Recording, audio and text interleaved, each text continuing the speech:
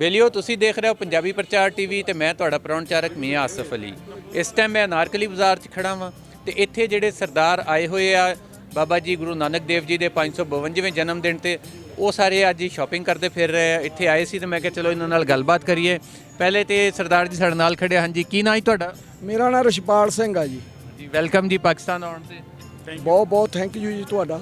ते अच्छा ते आए किहड़े इलाके चों तुसीं? ਅਸੀਂ ਆਏ ਆ ਜੀ ਚੜ੍ਹਦੇ ਪੰਜਾਬ ਚੋਂ, ਜ਼ਿਲ੍ਹਾ ਫਿਰੋਜ਼ਪੁਰ ਆ ਜੀ ਸਾਡਾ। ਅੱਛਾ ਤੁਸੀਂ ਵੀ ਫਿਰੋਜ਼ਪੁਰ ਚੋਂ ਆਏ ਹੋ? ਵਾਹ ਜੀ ਬੜੀ ਗੱਲ ਹੈ। ਫਿਰੋਜ਼ਪੁਰ ਤੇ ਕੱਲ ਦੇ ਨਾ ਕਾਫੀ ਲੋਕ ਮੈਨੂੰ ਮਿਲ ਚੁੱਕੇ ਆ ਤੇ ਉਹ ਸਾਰੇ ਇੱਕੋ ਹੀ ਉਹਨਾਂ ਨੇ ਮੰਗ ਵੀ ਕੀਤੀ ਹੈ ਕਿ ਸਾਡਾ ਹੁਸੈਨੀ ਵਾਲਾ ਬਾਰਡਰ ਵੀ ਖੋਲ੍ਹਿਆ ਜਾਵੇ ਤਾਂ ਕਿ ਸਾਨੂੰ ਪਾਕਿਸਤਾਨ ਆਉਣ ਜਾਣ 'ਚ ਆਸਾਨੀ ਹੋਵੇ। ਗੰਡਾ ਸਿੰਘ ਵਾਲਾ ਬਾਰਡਰ ਖੋਲ੍ਹੋ। ਅੱਛਾ ਇਹ ਦੱਸੋ ਪਹਿਲੇ ਪੱਗ ਦਾ ਰੰਗ ਤੁਹਾਡਾ ਕਿਹੜਾ ਵਾ? ਮੈਂ ਪਹਿਲੇ ਨਹੀਂ ਦੇਖੀ ਹੈ ਕਦੀ। ਇਹ ਪੱਗ ਦਾ ਰੰਗ ਆ ਨਾ ਜੀ, ਅੱਜ ਤੋਂ 70-75 ਸਾਲ ਪਹਿਲਾਂ ਜਿਹੜੇ ਪੰਜਾਬ ਦੀ ਪੁਰਾਣੇ ਦੀ ਵਿਰਾਸਤ ਸੀ, ਚੜ੍ਹਦੇ ਲਹਿੰਦੇ ਪੰਜਾਬ ਦੀ ਵਿਰਾਸਤ ਹੈ ਇਹ। ਤੇ ਮੈਨੂੰ ਜਿਹੜੇ ਬਜ਼ੁਰਗ ਸਾਡੇ ਦਾਦੇ ਪੜਦਾਦੇ ਦੱਸ ਕੇ ਗਏ ਸੀ ਵੀ ਜਦੋਂ ਵੀ ਕਿਤੇ ਵਿਆਹ ਸ਼ਾਦੀ ਹੋਣੀ ਤੇ ਸਾਂਝੇ ਪਰਿਵਾਰਾਂ ਨੇ ਇਕੱਠੇ ਹੋਣਾ ਦੋਨਾਂ ਭਰਾਵਾਂ ਨੇ, ਤੇ ਉਦੋਂ ਇਹ ਲਹਿਰੀਆ ਜਿਹੜਾ ਲਹਿਰੀਏ ਦਾ ਨਾਂ ਸੀ, ਇਹ ਲਹਿਰੀਏ ਦੇ ਨਾਂ ਨਾਲ ਜਾਣਿਆ ਜਾਂਦਾ। ਇਹ ਵਿਰਾਸਤ ਆ ਪੁਰਾਣੀ ਆਪਣੀ, ਤੇ ਲਹਿਰੀਆ ਬੰਨ੍ਹਿਆ ਜਾਂਦਾ ਸੀ ਇਹ ਲਹਿੰਦੇ ਤੇ ਚੜ੍ਹਦੇ ਪੰਜਾਬ 'ਚ। ਇਹ ਲਾਲ ਰੰਗ ਦਾ ਜਿਹੜਾ ਵਾ ਤੇ ਇਹਦੇ ਵਿੱਚ ਪੀਲੇ ਤੇ ਹਰੀਆਂ ਡੱਲੀਆਂ। ਹਾਂਜੀ ਇਹ ਲਹਿਰੀਆ। ਇਹਦਾ ਕੋਈ ਹੋਰ ਰੰਗ ਵੀ ਹੁੰਦਾ ਸੀ? ਇਹੀ ਰੰਗ? ਇਹਦੇ 'ਚ ਰੰਗ ਬਹੁਤ ਤਰ੍ਹਾਂ ਦੇ ਸੀ। ਜਿਹੜੇ ਲਲਾਰੀ ਆ ਨਾ ਜੀ, ਲਲਾਰੀ ਜਿਹੜੇ ਹੁੰਦੇ ਸੀ ਉਹਨਾਂ ਨੂੰ ਤੁਸੀਂ ਮੂੰਹੋਂ ਕੱਢੋ ਵੀ ਕਿਸ ਰੰਗ ਦਾ ਸਾਨੂੰ ਕਿਸ ਤਰ੍ਹਾਂ ਚਾਹੀਦਾ। ਉਹਨਾਂ ਦੇ ਇੰਨਾ ਪੁਰਾਣੇ ਮਤਲਬ ਵੀ ਹੱਥ ਸਾਫ਼ ਸੀ ਕਹਿ ਲਓ ਤੁਸੀਂ। ਉਹ ਇੱਕ ਪੱਗ ਨੂੰ ਇਹੋ ਜਿਹਾ ਰੰਗ ਦੇ ਦਿੰਦੇ ਸੀ, ਬੰਦਾ ਵੇਖਣ ਵਾਲਾ ਜਿਹੜਾ ਨਾ ਉਹਦੀਆਂ ਅੱਖਾਂ ਅੱਡੀਆਂ ਰਹਿ ਜਾਂਦੀਆਂ ਸੀ। ਅੱਛਾ ਤੇ ਤੁਸੀਂ ਪਹਿਲੀ ਵਾਰੀ ਆਏ ਹੋ ਕਿ ਪਹਿਲੇ ਵੀ ਕਦੀ ਆਏ ਹੋ? ਪਹਿਲੀ ਵਾਰੀ ਵਿਜ਼ਿਟ ਕਰਿਆ ਜੀ ਅਸੀਂ। ਤੇ ਮੈਂ ਇਮਰਾਨ ਖਾਨ ਜੀ ਦਾ, ਜਿਨ੍ਹਾਂ ਨੇ ਸਾਨੂੰ ਇੱਥੇ ਜਿਹੜਾ ਇਹ ਮੱਕਾ ਮਦੀਨਾ ਸਾਡਾ ਜੀ, ਇਹ ਜਦੋਂ ਤੱਕ ਅਸੀਂ ਇੱਥੇ ਆਉਂਦੇ ਨਹੀਂ, ਜਿਹੜੇ ਨੇ ਲਾਹੌਰ ਨਹੀਂ ਵੇਖਿਆ ਉਹਦੇ ਜੰਮਿਆ ਨਹੀਂਗਾ। ਸਾਡੇ ਸਿੱਖਾਂ ਵਾਸਤੇ ਮੱਕਾ ਮਦੀਨਾ, ਇਹਦੇ ਜਿੰਨਾ ਚਿਰ ਅਸੀਂ ਦਰਸ਼ਨ ਨਹੀਂ ਕਰਦੇਗੇ ਸਾਡਾ ਜਿਹੜਾ ਜੀਵਨ ਸਫਲ ਨਹੀਂ ਹੁੰਦਾਗਾ। ਇਹ ਗੱਲ ਤੇ ਬਿਲਕੁਲ, ਇਹ ਗੱਲ ਤੇ ਤੁਹਾਡੀ ਸਹੀ। ਹਾਂ ਤੇ ਸਾਡਾ ਇੱਥੇ ਵਿਜ਼ਿਟ ਜਦੋਂ ਦਾ ਅਸੀਂ ਕਰਿਆ ਤੇ ਭਰਾਵਾਂ ਨੇ ਸਾਨੂੰ ਇੰਨਾ ਪਿਆਰ ਦਿੱਤਾ ਕਿ ਅਸੀਂ ਬੋਲ ਕੇ ਨਹੀਂ ਦੱਸ ਸਕਦੇ।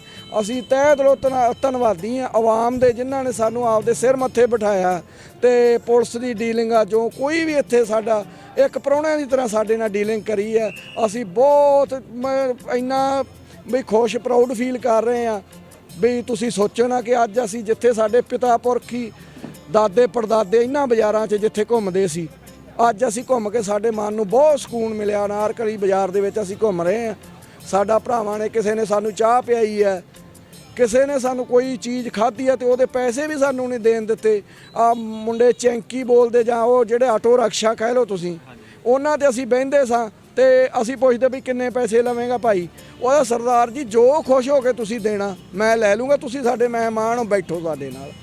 ਤੇ ਸਾਡਾ ਮਤਲਬ ਅੰਦਰ ਧਾਹਾਂ ਮਾਰਦਾ ਸੀ ਵੀ ਜਦੋਂ ਇਹ ਗੱਲਾਂ ਅਸੀਂ ਸੁਣਦੇ ਆ ਨਾ, ਸਾਡੀ ਆਤਮਾ ਰੋਂਦੀ ਸੀਗੀ ਵੀ ਯਾਰ ਇੰਨਾ ਪਿਆਰ ਬੰਦੇ ਦੇ ਰਹੇ ਆ। ਇੱਕ ਗਰੀਬ ਬੰਦਾ ਤੜਕੇ ਤੋਂ ਲੈ ਕੇ ਆਪਦਾ ਤੇਲ ਪਾਣੀ ਬਾਲ ਰਿਹਾ ਤੇ ਸਾਨੂੰ ਉਹ ਫ੍ਰੀ ਸਫ਼ਰ ਕਰਾ ਰਿਹਾ। ਹਾਂ ਝਲਕਦਾ ਜੀ, ਇਹ ਪਿਆਰ ਝਲਕਦਾ ਸਾਡੀਆਂ ਅੱਖਾਂ 'ਚ। ਇਹ ਬਿਲਕੁਲ ਇਹ ਗੱਲ ਸਹੀ ਹੈ। ਇੱਥੇ ਜਦੋਂ ਆਉਂਦੇ ਹੋ ਤੁਸੀਂ ਤੇ ਪੰਜਾਬ ਤੇ ਸਾਰਾ ਉਨਾ ਹੀ ਤੁਹਾਡਾ ਉਨਾ ਹੀ ਸਾਡਾ, ਉੱਦਾਂ ਦਾ ਹੀ ਇੱਕ ਉੱਧਰ ਤੇ ਉੱਦਾਂ ਦਾ ਹੀ ਇੱਧਰ। ਸਾਨੂੰ ਮਾਣ ਵੱਧਦਾ ਜੀ ਇਸ ਪੰਜਾਬ ਤੇ। ਮਾਣ ਕਿੱਥੇ ਕਰਿਆ ਜਾਂਦਾ? ਜਿੱਥੇ ਬੰਦੇ ਦੀ ਫੀਲਿੰਗਜ਼, ਹੁਣ ਤੁਸੀਂ ਮੇਰੇ ਦਿਲ ਦੀਆਂ ਫੀਲਿੰਗ ਤੁਸੀਂ ਵੇਖ ਹੀ ਰਹੇ ਹੋ, ਉੱਥੇ ਹੀ ਮਾਣ ਕਰਿਆ ਜਾਂਦਾ। ਇਹ ਬਿਲਕੁਲ ਇਹ ਗੱਲ ਤੁਹਾਡੀ ਸਹੀ ਆ।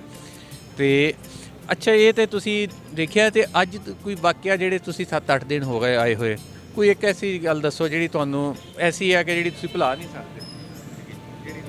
ਸਭ ਤੋਂ ਵੱਡੀ ਗੱਲ ਤਾਂ ਜਿਹੜੀ ਨੈਗੇਟਿਵਿਟੀ ਫੀਲੀ ਸੀ ਬਈ ਉੱਥੇ ਪਾਕਿਸਤਾਨ ਦਾ ਜਿਹੜਾ ਕਿਰਦਾਰ ਆ ਉਹ ਨੈਗੇਟਿਵ ਪੋਜ਼ੀਟਿਵ ਉਹਨੂੰ ਫੈਲਾਇਆ ਗਿਆ ਸੀ। ਗਲਤ ਪ੍ਰੋਪੋਗੰਡਾ ਸੀਗਾ ਬਈ ਉੱਥੇ ਤੁਸੀਂ ਜਾਵੜੇ ਪਤਾ ਨਹੀਂ ਕੀ ਹੋਊਗਾ ਕੀ ਨਹੀਂ ਹੋਊਗਾ। ਪਰ ਜਦੋਂ ਅਸੀਂ ਉੱਥੋਂ ਕ੍ਰੋਸ ਦਾ ਬਾਰਡਰ ਅਸੀਂ ਆਏ ਹਾਂ ਤੇ ਸਾਡੇ ਨਾਲ ਮਤਲਬ ਵੀ ਕਿਸੇ ਬੰਦੇ ਨੇ ਸਰਦਾਰ ਜੀ ਤੋਂ ਬਿਨਾਂ ਗੱਲ ਨਹੀਂ ਕਰੀਗੀ। ਸਾਨੂੰ ਸਿਰ ਮੱਥੇ ਤੇ ਬਹਾਇਆ ਉਹਨਾਂ ਨੇ ਤੇ ਸਰਕਾਰ ਨੇ ਸਾਨੂੰ ਜਿੱਥੇ ਆਉਣਾ ਜਾਣਾ ਸੀ ਪ੍ਰੋਵਾਈਡ ਸਹੂਲਤ ਕਰੀ। ਬੱਸਾਂ ਦੀ ਸਿਕਿਉਰਿਟੀ ਸਾਡੇ ਨਾਲ ਚੱਲਦੀ ਸੀ।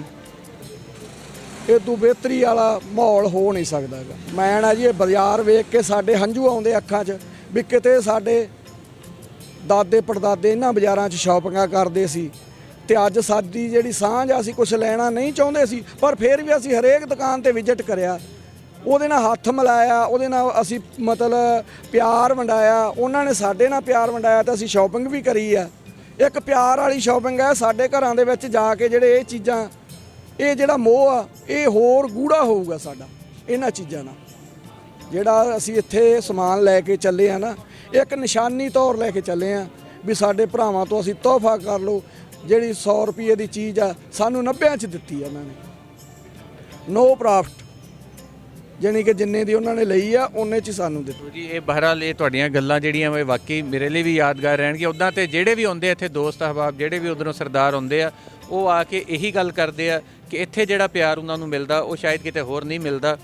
ਤੇ ਪਰ ਇਹ ਗੱਲ ਤੁਹਾਡੇ ਨਹੀਂ, ਅਸੀਂ ਜਿਹੜਾ ਵੀ ਦੋਸਤ ਆਉਂਦਾ ਨਾ ਸਾਡਾ, ਤੇ ਔਰ ਐਸੇ ਦੋਸਤ ਵੀ ਆ ਸਾਡੇ ਇੱਥੇ, ਪੰਮੀ ਪਟਵਾਰੀ ਵਰਗੇ, ਜਿਹੜੇ ਰੋਂਦੇ ਹੋਏ ਜਾਂਦੇ ਆ ਕਿ ਐਸਾ ਅਸੀਂ ਪਿਆਰ ਕਿਤੇ ਨਹੀਂ ਦੇਖਿਆ। ਚਾਹਾਂਗੇ ਅਸੀਂ ਵੀ ਰੋਂਦੇ ਹੋਏ ਜੀ।